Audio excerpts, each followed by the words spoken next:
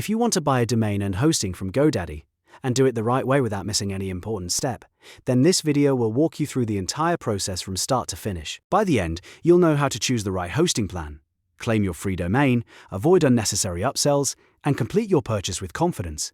And if this tutorial helps, be sure to hit the like button and subscribe for more simple step-by-step tech guides.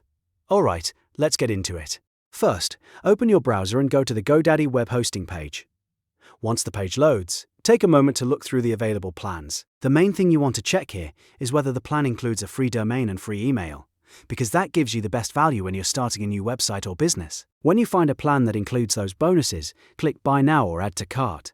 This will take you to the next step, where you can begin setting up your purchase. GoDaddy often shows different options, so make sure you choose the plan that actually fits your needs, not just the one with the biggest discount banner. Next, you'll be asked to search for your domain name.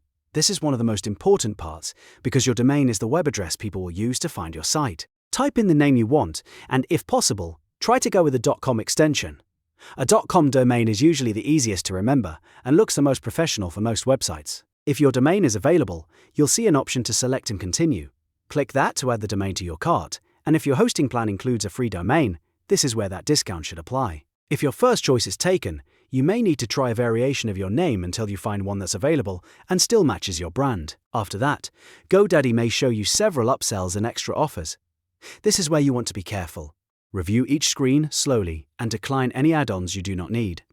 In most cases, if your goal is just to buy domain and hosting, you can skip the extras and stick with the core hosting plan and domain purchase. Now, choose your term length. GoDaddy usually gives you options like 12 months, 24 months, or 36 months. In general, the longer the term, the lower the monthly rate tends to be. So, if you already know you want to keep the site long-term, a longer plan may give you better overall value, but if you're just getting started and want to test things first, a shorter term can be a safer choice.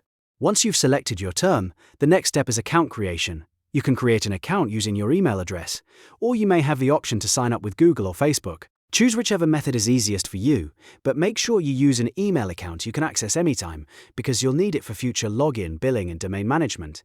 After you're signed in, review your cart carefully. This is your chance to double-check everything before you pay. Make sure the domain spelling is correct, the extension is right, the hosting plan is the one you want, and there are no unnecessary extras added in. A small typo here can lead to a big headache later, so take your time and verify every detail. When everything looks good, move on to the billing section. Enter your billing address and payment method exactly as requested. Make sure the information matches your card or payment account so the purchase goes through smoothly.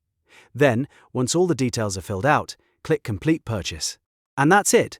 You've successfully bought your domain and hosting from GoDaddy. From here, you can start building your website, setting up your email, and managing your new online presence. If this video helped you out, please give it a like, subscribe for more tutorials, and I'll see you in the next one.